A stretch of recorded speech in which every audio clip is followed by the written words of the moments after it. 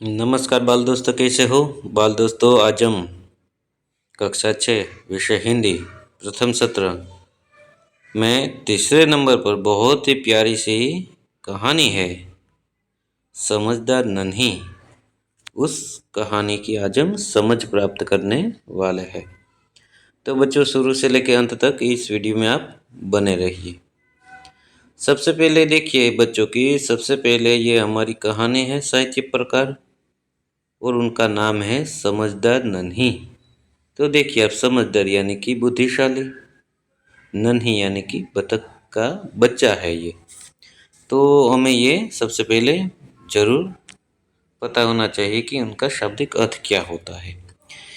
तो देखिए आप आगे, इस कहानी में व्यक्ति को किसी भी परिस्थिति में भलाई करने का अपना स्वभाव नहीं छोड़ना चाहिए। यह बात प्रस्तुत की गई है।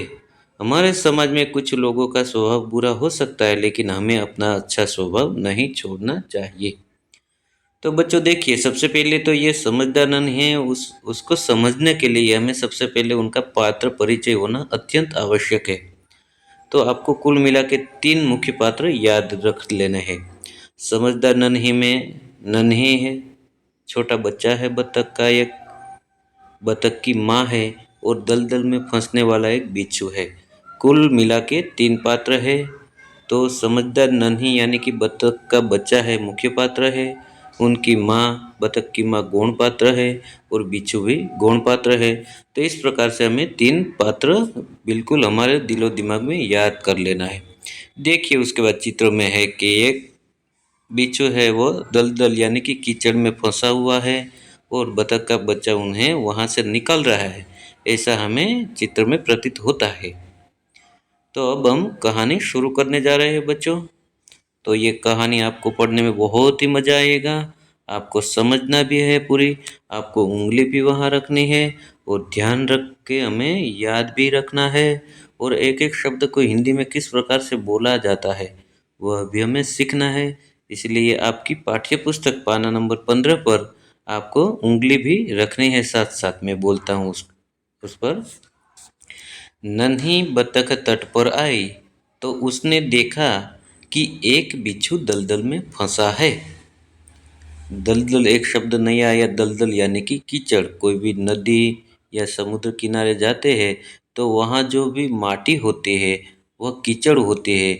जहाँ हम एक पैर रखते हैं तो अंदर अंदर चले जाते हैं, उसे क्या कहते हैं? दलदल।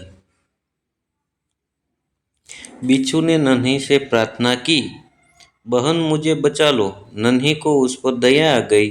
उसने बिच्छू को दलदल से उठाकर सूखे स्थान पर रख लिया। तो उसके बाद क्या क्या किया? बिच्छू पुकारने लगा, बहन मुझे बचा लो। नन्ही उनकी आवाज़ कहीं सुन सुन ली और उसने नजदीक जाकर बिच्छू को दलदल से बचाकर सूखे स्थान पर रख लिया।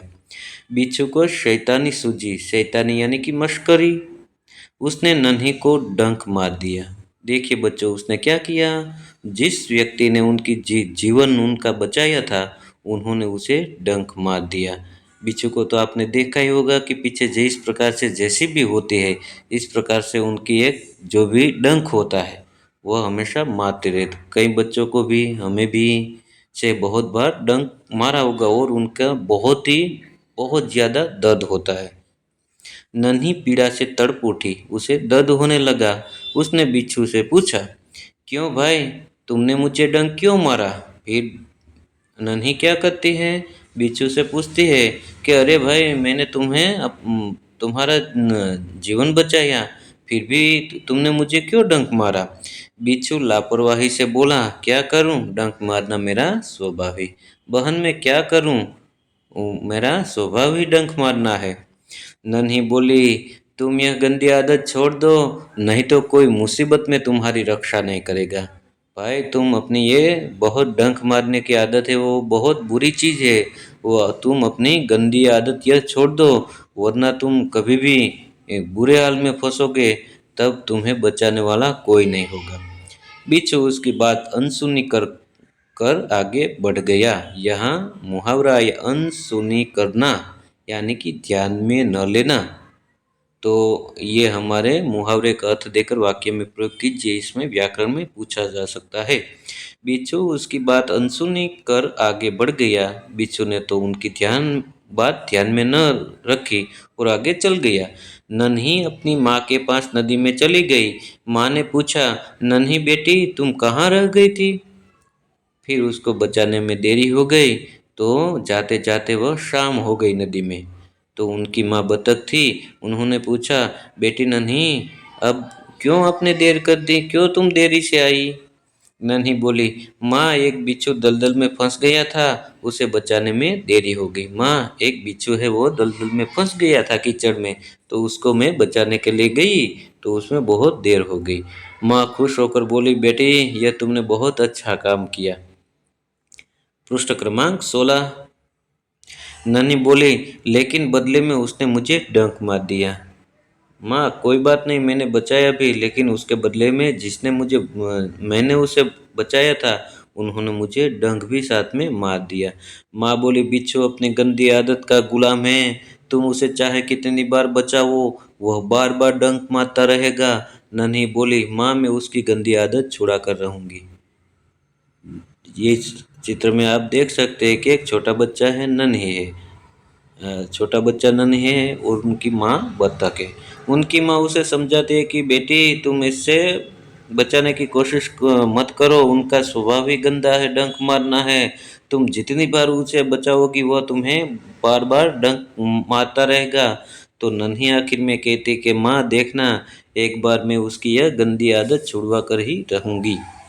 कुछ दिन बाद बिच्छू के प्राण पुनः संकट में पड़ गए। जिस प्रकार से पहले वो फंस गया था, उसी प्रकार वह दूसरी बार भी उनके प्राण पुनः संकट में पड़ गई। इस बार वह पानी की धारा में जा गिरा और डूबने उतारने लगा। जिस प्रकार से कोई ऊपर से धारा बहती है तो नीचे पड़ने के बाद जो गोल चक्कर पानी लगाते उसमें वह धारा में फंस गया था और डूबने ही वाला था। मौत सामने देखकर बिच्छू को नन्ही की याद आई। वह नन्ही को पुकारने लगी। नन्ही ने उसकी करुण पुकार सुन ली। वह झपट कर बिच्छू के पास गई। सहसा ही उसके मन में विचार आया, अब मैं इस गंदे स्वभाव वाले बिच्छू को नहीं बचाऊंगा। फिर क्या करता है बिच्छू? फिर उनकी बहन है नन्ही की याद आ गई और कहने लगी, बहन मुझे बचाओ बचाओ। लेकिन जैसे ही वह बचाने के लिए गई, सहसा यकायक यानी कि अचानक उनके मन में विचार आया, जिस प्रकार से पहली बार उसने मुझे डंक मारा था, हो सकता है कि उन्हें अभी तक उन्होंने अपना स्वभाव नहीं छोड़ा होगा, इसलिए मैं इसको नहीं बचाऊंगी। बिच्छू गिड़गिड़ाने लगा, बहन मुझ पर दया करो। नन्ही का मन डोल गया। उसने सोचा, हो सकता है इसने अपनी गंदी आदत छोड़ दी हो। बिच्छू उसके सामने गिड़गिड़ाने लगा, भोला बन गया और कहने लगा, बहन मुझे बचा लो वरना मैं मर जाऊंगा। और नन्ही ने भी सोचा कि हो सकता है कि इस बार अपनी गंदी आदत उसने छोड़ दी हो, इसलिए फिर उन्हें बचाती है। नन्ही ने बिच्छू को दोबारा जीवन दान दिया। बिच्छू अपने स्वभाव के अनुसार उसे डंक मारने के लिए आगे बढ़ा। नन्ही उसका इरादा समझ गई। वो मुस्कुराकर बोली, बिच्छू भाई ठिठक क्यों गए? डंक मारो, ठिठक जाना यानी कि रुक जाना। फिर जिस प्रकार से उनका स्वभाव ही ऐसा था, दोबारा उन्हें बचाया, जैसे सूखे स्थान पर रख दिया तो फिर उसे वो डंक मारने के लिए आगे बढ़ता है और रास्ते में जाते जाते वक्त उनके नज़दीक आते ही रुक जाता है। तो नन्ही कहती है कि बिच्छू भाई रुक क्यों गए हैं, तुम मुझे डंक मारो। बिच्छू शर्म से पानी पानी हो गया। शर्म से पानी पानी होना यानी कि बहुत शर्मिंदा होना, यह भी मुहावरा है। बिच्छू शर्म से पानी पानी हो गया। वह खिसिया कर बोला, बहन एक बात बताओ, मैंने सदा तुम्हारे साथ विश्वासघात किया, फिर भी तुमने मेरे साथ भलाई की, ऐसा क्यों? वह थोड़ा डर कर बोला कि बहन मैंने बार बार आपको डंक मारा, फिर भी आप मुझे क्यों बचाना था चाहते, ऐसा क्यों? नन्ही बोली, भलाई करना मेरा स्वभाव है, मैं तुमसे बदला लेने के लिए अपनी अच्छी आदत क्यों छोड़ दूं? मेरा काम बचाना है, मैं मुसीबत में पड़े को बार बार बचाती रहूंगी। तुम्हारा काम डंक मारना है, तुम मारते रहो, देखती हूँ कौन जीतता है। और इस प्रकार से कहता है कि मेरा जन्मजात स्वभाव ही ऐसा है किसी का बचाने में, और आपका स्वभाव है डंक मारना। तो तुम मुझे डंक मारो, रुक क्यों गए तुम? देखती हूँ कि आखिर में कौन जीतता है, डंक मारने वाला या बचाने वाला। बिच्छू पछतावे से भर गया, बोला, नन्ही बहन, आज तुम जीत गई। मैं वचन देता हूँ कि अब मैं किसी निर्दोष जीव को डंक नहीं मारूंगा। और इस प्रकार से आखिर में बिच्छू कहता है कि बहन तुम सही कह रही हो, आज से तुम जीत गई और मैं हार गया, और मैं आपको वादा करता हूँ, वचन वचन देता हूँ कि आज के बाद मैं किसी निर्दोष जीव को डंक नहीं मारूंगा। नन्ही खुश होकर नदी में चल दी। माँ ने आज फिर पूछा, बेटी कहाँ देर कर दी? नन्ही ने पूरी घटना बताई कि माँ ऐसा हुआ, दूसरी बार वो फंसा था धारा में, इस बार बह रहा था। पहले तो मुझे ऐसा हुआ कि मैं इसको नहीं बचाऊंगी, फिर मैंने सोचा कि उसने अपनी गंदी आदत छोड़ दी।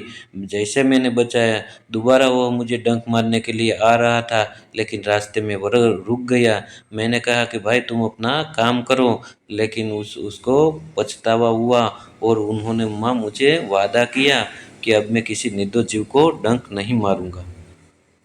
माँ प्यार से बोली, प्यारी समझदार नन्ही, भले लोग अपनी बार बार की भलाई को से इसी तरह बुरे लोगों की भला बनने की राह दिखाते रहे। नन्ही प्रसन्न होकर थिरकने लगे। और इस प्रकार से हमें कभी भी हमारा भी स्वभाव नन्ही की तरह होना चाहिए कि सामने वाला चाहे जितनी बार हमें बेइज्जत करे, लेकिन हमारा स्वभाव नन्ही की तरह किसी को बचाना होना चाहिए।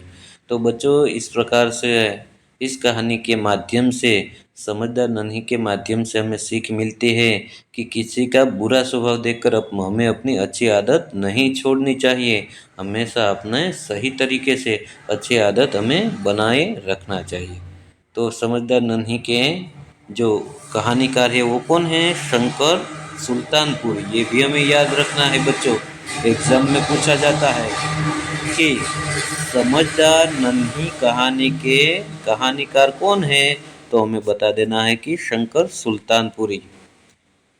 इसके बाद देखिए शब्दार्थ। तो बच्चों, आपके पाठ्य पुस्तक के अंत में होता है शब्दार्थ, यानी कि आप संधि अलग करिए तो आपको पता चल जाएगा कि शब्दार्थ यानी कि शब्द के अर्थ। तट यानी कि किनारा, स्वभाव यानी कि प्रकृति, सहसा यानी एकाएक, खिसिया करे लज्जित होकर, निर्दोष यानी बेकसूर दोष रहित, राह यानी रास्ता, प्रसन्न यानी खुश, दलदल यानी गीली जमीन जिसमें खड़े होने पर पाँव खसता चला जाए। फिर उसके बाद मुहावरे भी है, पाठ में आए हो। अनसुनी करना यानी कि ध्यान न देना, आदत का गुलाम होना, आदत से मजबूर होना, वचन देना यानी वादा करना, मन डोलना यानी विचार बदलना, जीवन दान देना यानी नया जीवन देना, शर्म से पानी पानी होना यानी बहुत लज्जित होना, थिरकने लगना यानी कि खुशी से नाचने लगा।